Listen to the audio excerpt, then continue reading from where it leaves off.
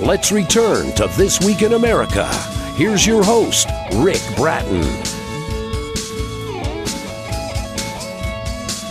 Welcome back, everybody, coast to coast, This Week in America. In the critically acclaimed, riveting, and heartfelt novel, Unto the Least of These by Douglas Allen, a severe plane accident in the remote mountains throws together a man and a woman from two completely different worlds, trapped in a mountain cabin, fighting for life and unknown thoughts of the other, bringing self-awareness to the forefront.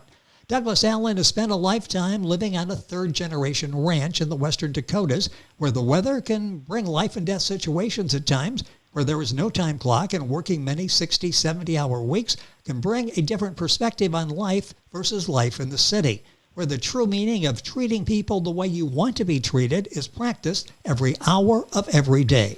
Unto the Least of These, a beautiful tale of two strangers who cross paths after an accident. And author Douglas Allen is our guest on This Week in America. Douglas, welcome to the program. It's great to have you with us.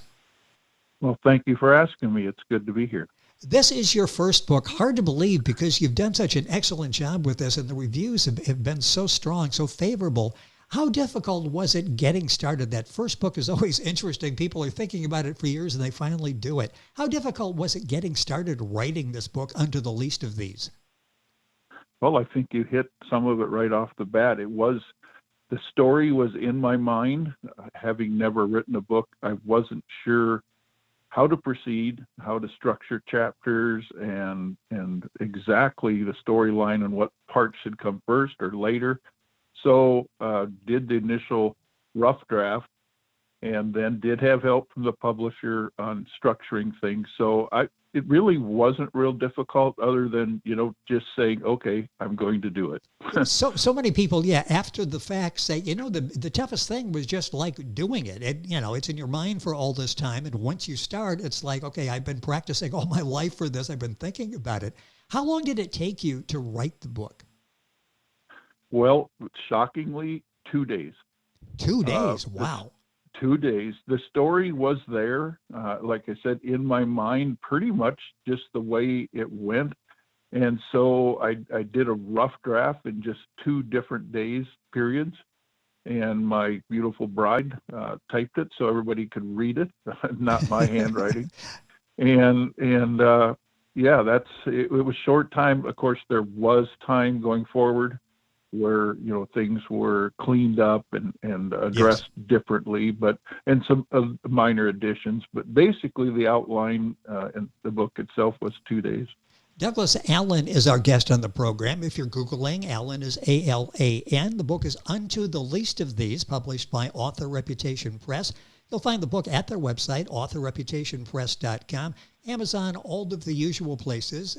Also, if you go to our website, thisweekinamerica.us, you can link on directly, get information on Douglas's book.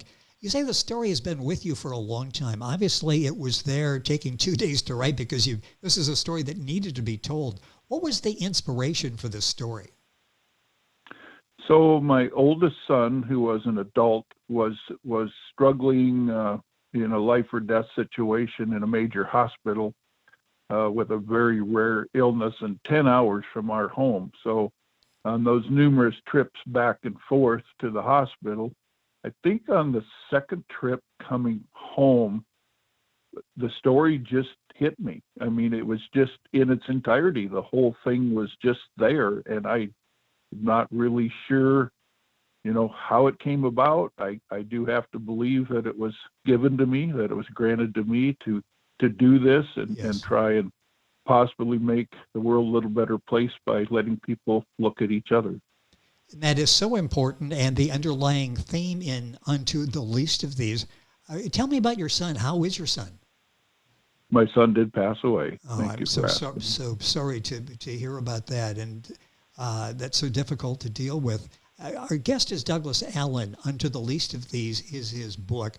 Where did the content or the story come from? I gave it just a brief synopsis in the introduction. Where did it develop? So again, on that trip, it just seemed like it was implanted in my mind, and refined it a little bit with my thinking on exactly where that was coming from, and and just life in general, seeing how things have changed since I was a young man to adulthood. And I just felt that it was a story that needed to be told. Is there some of you in the book, life lessons, treatment to others, which obviously is very important to you, survival, which is important to you in your day-to-day existence, especially in wintertime in the Dakotas? Any of you in the story? I suppose every author has a little bit of them in each book. You hear that, you read that. And I think the part that would be in there is how we're taught when we're young people to treat each other, how you look upon other people and try not to be too judgmental. And I suppose that part is in there, the kindness to try and help people in need.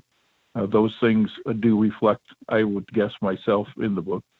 With us on the program, Douglas Allen. His book is Unto the Least of These, a beautiful tale of two strangers who crossed paths after an accident.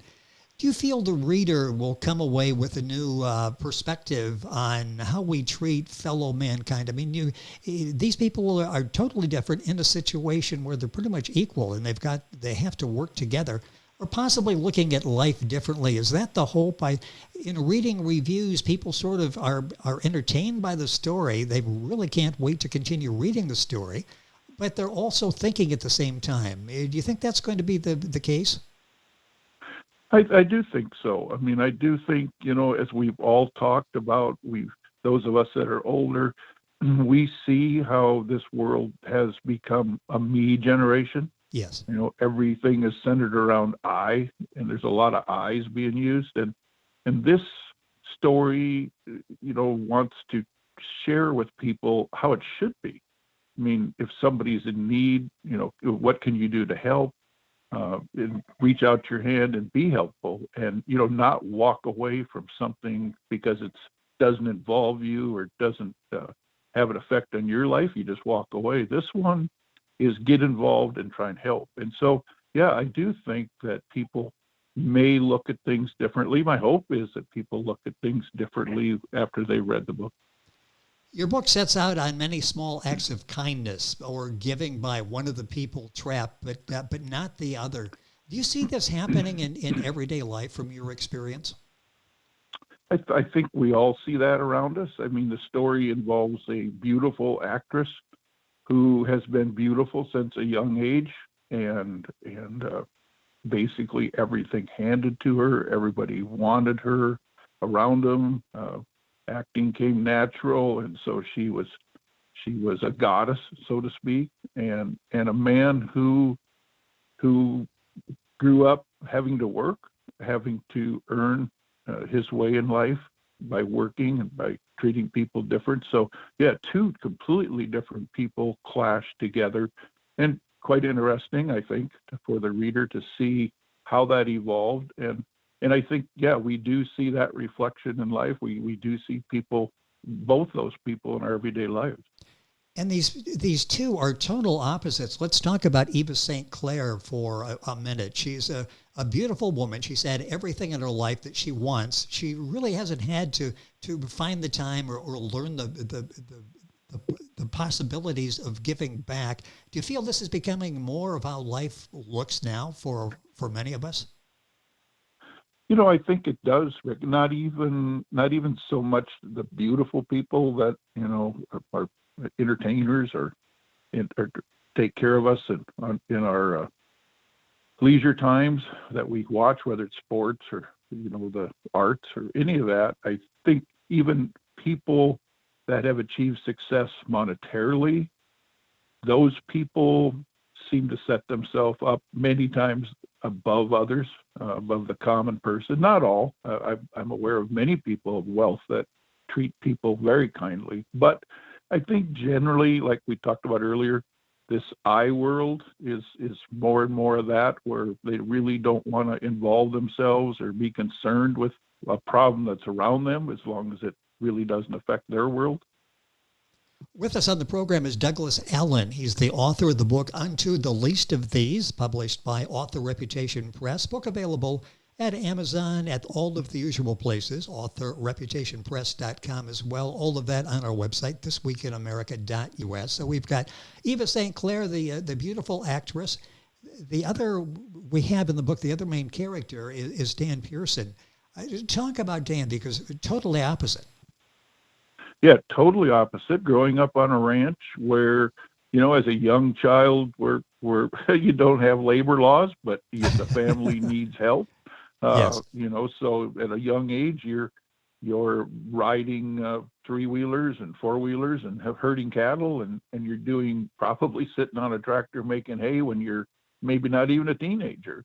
So there really isn't another way of life. That's the life you're brought up in, and he was brought up in, and he was also by his parents and his grandparents was taught how to treat other people, especially the neighbor way in rural America. And not that it doesn't happen in cities, but definitely in rural America, where if you have a neighbor in need, you don't even ask the question. It's just a response that you help, you do what you can, whether that's after a death in a family or a tragedy of some kind of fire, whatever, neighbors getting together.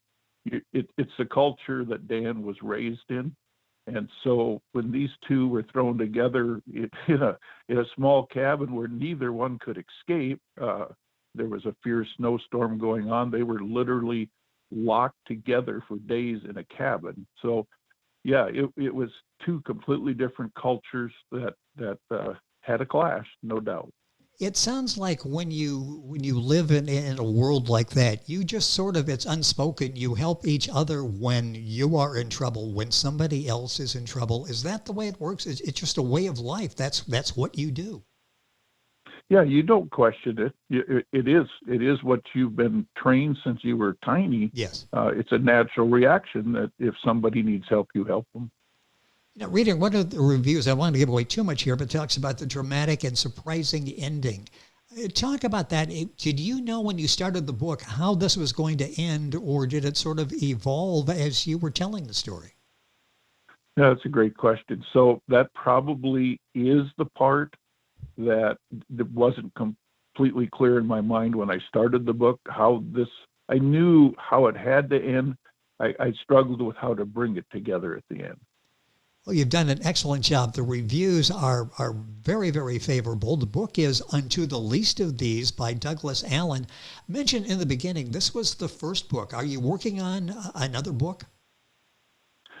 Again, I have another one in mind that I would sure like to do and find the time to do. And I want to. There's another story in there that I think, again, would give a look at life from different perspectives and cause people to think about their own life and possibly the future.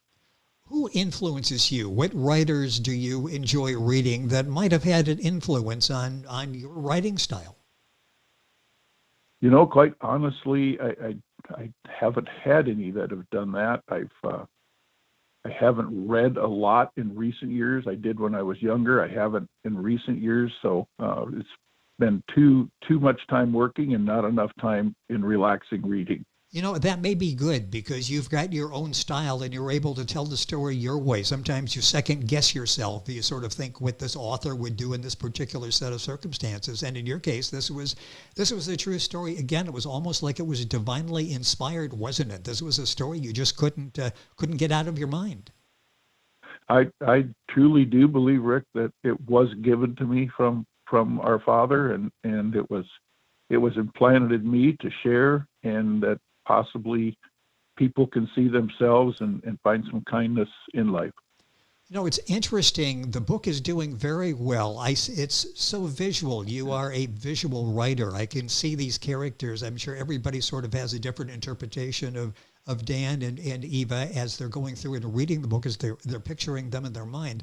Is there any talk of taking this a step further? Maybe a movie, something like that? It has been mentioned. I haven't seen anything concrete on that. It would be a fairly easy movie to produce, I would think, fairly inexpensive, as it is basically just one or two settings. So, that'd be great if it could happen, but I don't know of anything concrete. What has this experience been like for you to go through all those years where you're thinking you've got this story, you're thinking I need to do this, you finally do it, you do the story, it's out there now, people are enjoying it all around the world. It's available, of course, worldwide. What's this been like for you?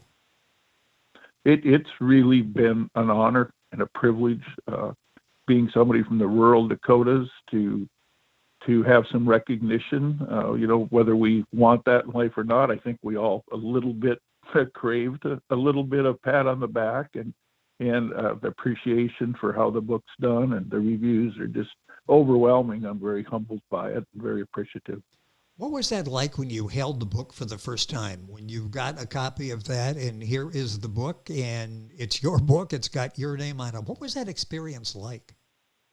That was a rush. That was Yes. really a rush. It's really fulfilling. I excuse me. Excuse me.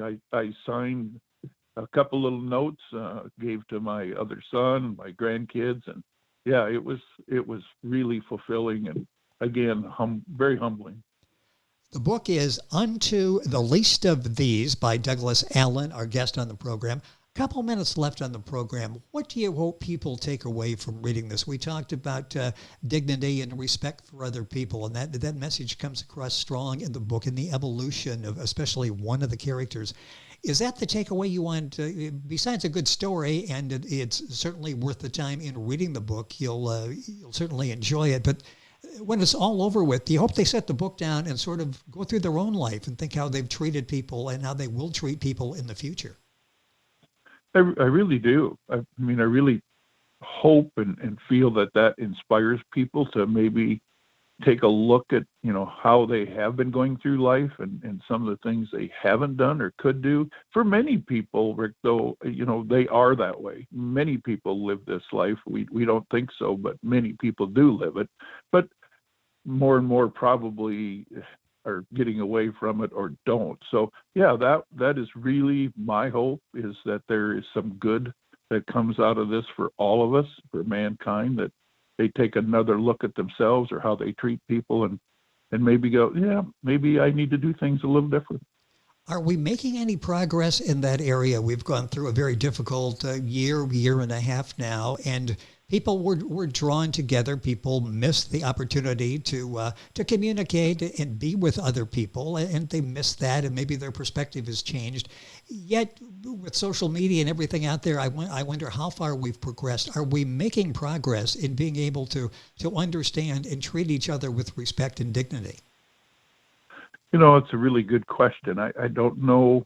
We've seen, through this last year, the COVID thing with all the losses. I mean, it's touched every community, many, many families. And you see the compassion and the reach out. And then you kind of wonder if there wasn't a little callous built up to that. Death and loss became much more familiar than it should be. And so there became a complacency maybe for some of that. Excuse me, but I'm thinking that we are getting back to where we should be. The social media thing, as you mentioned, is disturbing. We don't know what to believe, what we read or what we see anymore. You don't know what's real and what isn't real. So it's a very confusing world, and this book kind of takes us to a very simpler time, where maybe people can have time to reflect on life or themselves.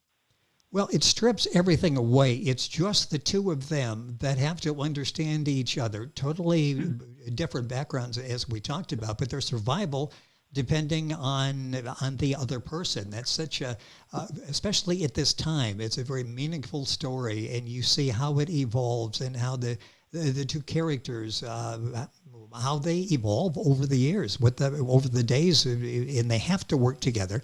The book is Unto the Least of These by Douglas Allen, published by Author Reputation Press. The book available at their website, authorreputationpress.com, amazon.com, of course, available wherever books are sold, and you can link on by going to our website. Douglas, a pleasure having you on the program. Congratulations on the success of your first book. Hopefully the second book we'll have a chance to talk about as well. Nice job with the book, Unto the Least of These. Thank you for being with us on the program. Well, thank you very much for asking me, and I appreciate those kind words. It has been our pleasure. Douglas Allen, author of Unto the Least of These. Information on our website, thisweekinamerica.us. Back on today's program after these messages. This Week in America is online. You can visit our website, thisweekinamerica.us. Scott Pinkerton, associate producer of This Week in America. Jay Anderson, segment producer. Ben Watson, webmaster. Otto Bechet, director of engineering and TV production. This Week in America produced and is a trademark of Blue Funk Broadcasting, LLC. For information on all of our guests and to listen to this week's show, our website again at thisweekinamerica.us. And I'm Sean Bratton, executive producer of This Week in America.